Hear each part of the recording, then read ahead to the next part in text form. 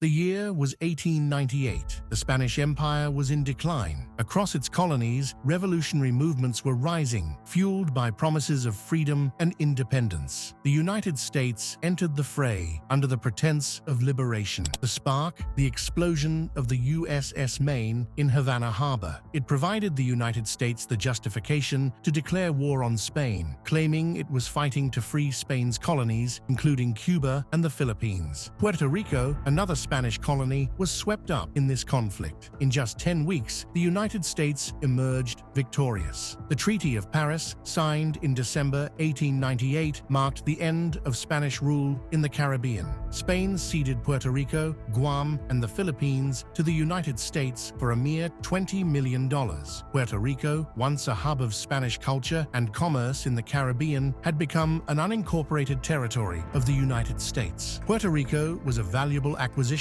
for the United States. Its fertile soil made it perfect for growing cash crops like sugar, coffee, and tobacco. Its strategic location in the Caribbean positioned it as a key military outpost to protect U.S. trade routes. But this so-called freedom from Spanish rule quickly became a nightmare for Puerto Ricans. Puerto Rico wasn't liberated from the Spanish. It was simply handed off from one superpower to another. One day, Puerto Rico belonged to Spain. The next, it was transferred to the United States in a quiet ceremony. No vote, no consultation with the people who called this island home. And just like that, Puerto Rico became a pawn in a global game of power. The US government saw the island as more than just land. It was a resource, a sugar gold mine, and a strategic military base to exploit.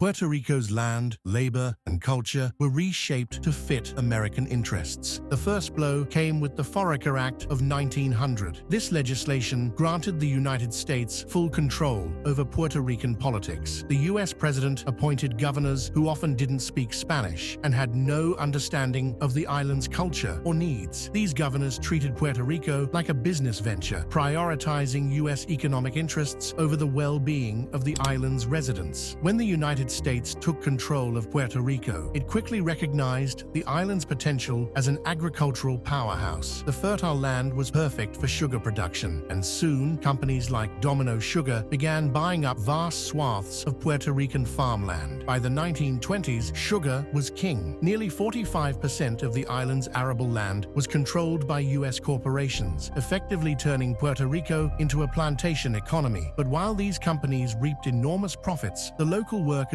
saw little benefit. Laborers toiled long hours in grueling conditions, often earning just enough to survive. For the Domino Sugar Company and its counterparts, Puerto Rico wasn't just an island, it was a gold mine. The profits didn't stay in Puerto Rico. They flowed to corporate headquarters in the mainland US, fueling industrial growth and consumer goods that the average Puerto Rican couldn't afford. Meanwhile, Puerto Rico's economy became increasingly dependent on a single crop, leaving it vulnerable to market fluctuations. As the 20th century wore on, the sugar boom began to fade, but the scars it left on Puerto Rico's economy and society endured. A once diverse agricultural economy had been reshaped to serve foreign interests, leaving many Puerto Ricans trapped in cycles of poverty. And yet sugar wasn't the only cost Puerto Ricans bore under US rule. For many, the true price of colonial exploitation would be felt far beyond the fields and factories.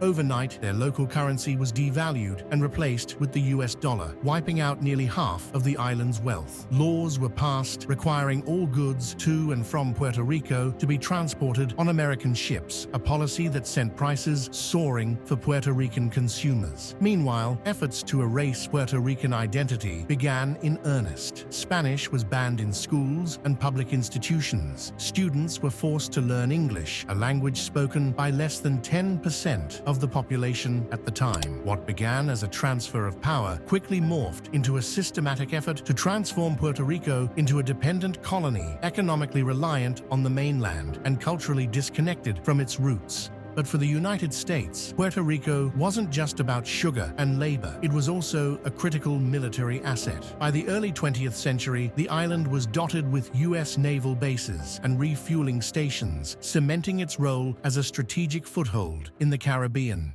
In 1917, the United States is preparing to enter World War I, and it needs more soldiers. Just in time, Congress passes the Jones-Shafroth Act, granting U.S. citizenship to Puerto Ricans. On the surface, it sounds like a gesture of goodwill. In reality, it was a strategic move to draft Puerto Rican men into the military. Thousands of Puerto Rican men were drafted to fight for a country that continued to treat their homeland as little more than a colony. By the end of the war, more than 20,000 Puerto Ricans had been conscripted, many sent to fight in Europe under the U.S. flag. Yet back home, their families lived in dire poverty. Puerto Rico remained an unincorporated territory, with no voting representation in Congress and no control over its own destiny.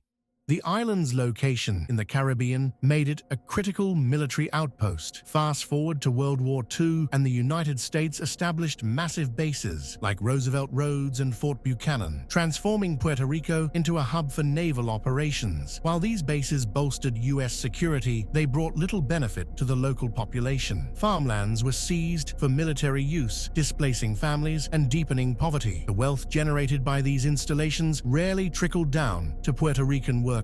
Amid this exploitation, a powerful resistance movement began to take shape. At its forefront was Pedro Albizu Campos, a Harvard-educated lawyer and the leader of the Puerto Rican Nationalist Party. Albizu Campos called for nothing less than full independence from the United States, rallying thousands to his cause. But what lied ahead for Puerto Ricans was something no one could predict. How would they fight for their independence? And to what extent would the United States government go to suppress Puerto Rican uprisings on the island?